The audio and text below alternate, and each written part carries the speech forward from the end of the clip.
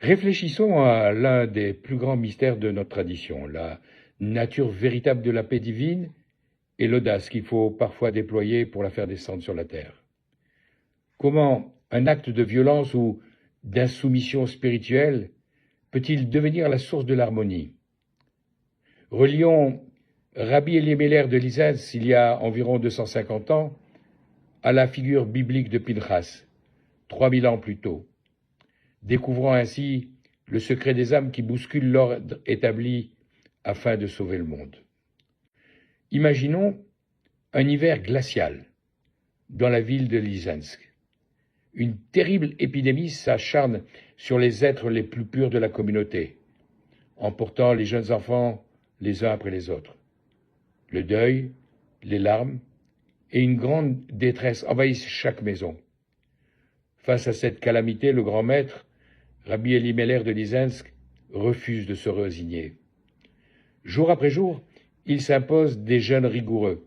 Il verse des torrents de larmes et multiplie les supplications. Pourtant, le ciel reste de marbre. Les prières traditionnelles s'avèrent inefficaces.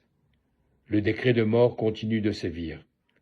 Rabbi Elimelech comprend alors qu'il faut changer d'approche. Un matin, le tzaddik convoque son frère, le rabbi Zouchia de Anipoli, et le chosé, le voyant de Lublin. Il verrouille la porte de son bureau, s'isole du monde extérieur et formule une proposition osée. Former un beddin, un tribunal rabbinique terrestre. Cette initiative repose sur un fondement de la tradition juive. L'autorité de la Torah a été donnée aux hommes.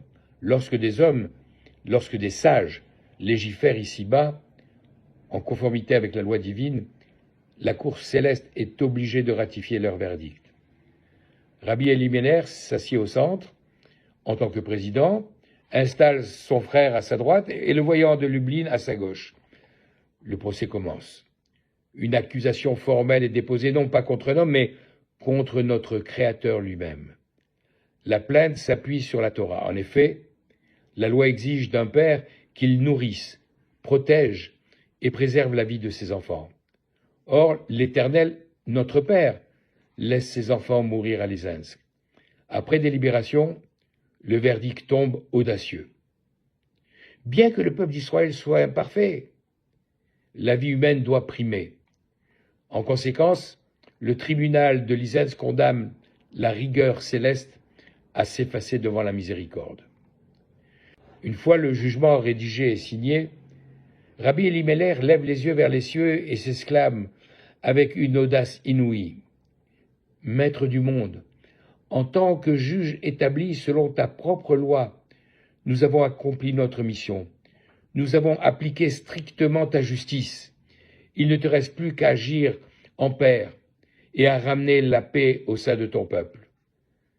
C'est ce que nos maîtres appellent la chutzpah spirituelle, la sainte impudence, une forme suprême de don de soi.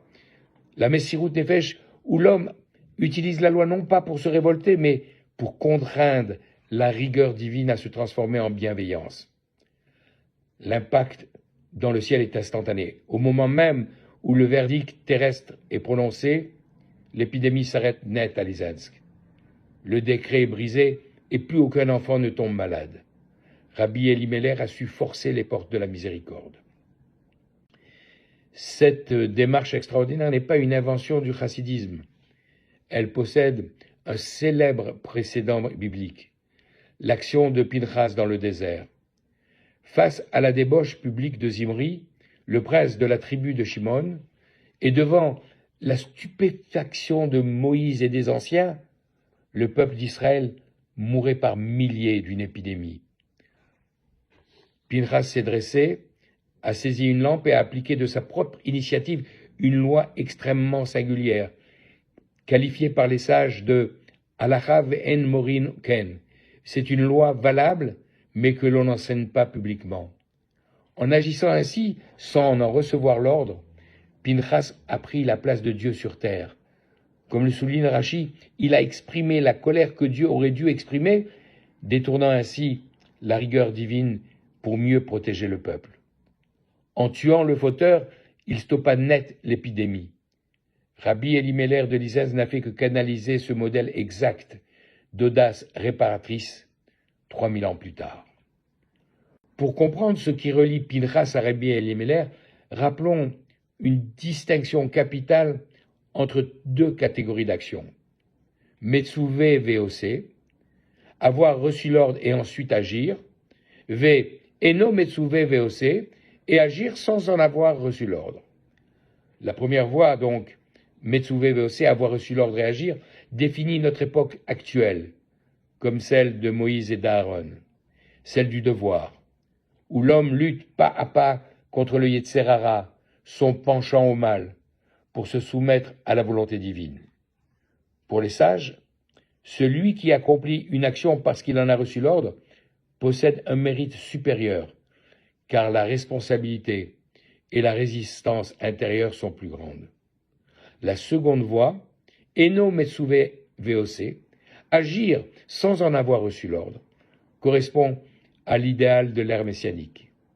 Les mitzvot, les obligations, s'effaceront alors, car l'homme agira par pur élan d'amour divin, en parfaite harmonie avec son Créateur.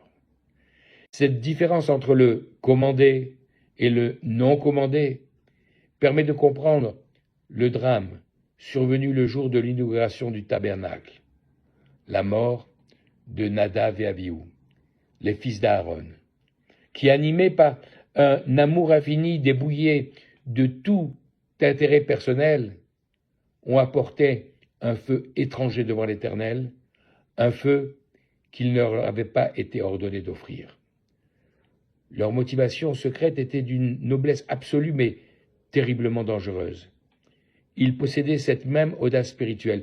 Ils voulaient sortir de l'époque du commandé, incarné par Moïse et Aaron, pour propulser l'humanité tout entière dans l'ère du non commandé, celle de la délivrance finale. Malgré la pureté de leurs intentions et leur désir de réparer la faute originelle, l'acte de Nadav et Abihu s'est heurté à un problème majeur, une erreur de programmation. C'était prématuré. Le monde n'était pas encore prêt à contenir une lumière aussi intense. Le penchant au mal n'était pas encore vaincu, et le processus historique normal, passant progressivement de l'ère de Moïse à travers les épreuves de l'exil jusqu'à l'ère messianique, ne pouvait pas être ainsi raccourci. Agir dans la dimension du non commandé avant que l'heure n'ait sonné provoqua une catastrophe. Le feu sacré s'est alors retourné contre eux, consumant leur âme de l'intérieur. Que sont donc devenues ces forces élevées après leur mort tragique? Le Zohar Kadosh nous révèle que les âmes de Nadav et Abihu n'ont trouvé aucun lieu de repos. Elles sont entrées dans un long processus d'errance et de Gilgoul. Leur dilemme était le suivant. Leur élan extraordinaire pour servir Hachem en dehors de tout commandement formel était resté suspendu, inaccompli et incompris. Ces âmes erraient dans les sphères célestes attendant le moment de l'histoire humaine où cette énorme énergie spirituelle non canalisée pourrait enfin se déployer de manière constructive pour sauver le peuple d'Israël au lieu de causer la destruction. Ce moment se produisit à la fin de la paracha précédente. Voyant la tribu de Shimon se jeter sur lui pour le tuer, Pinchas ressent alors une terreur immense. Le Zohar nous révèle que son âme s'est retirée brièvement. Les âmes errantes de Nadav et Abihu se sont alors introduites en lui avec toute leur énergie, opérant une fusion extraordinaire.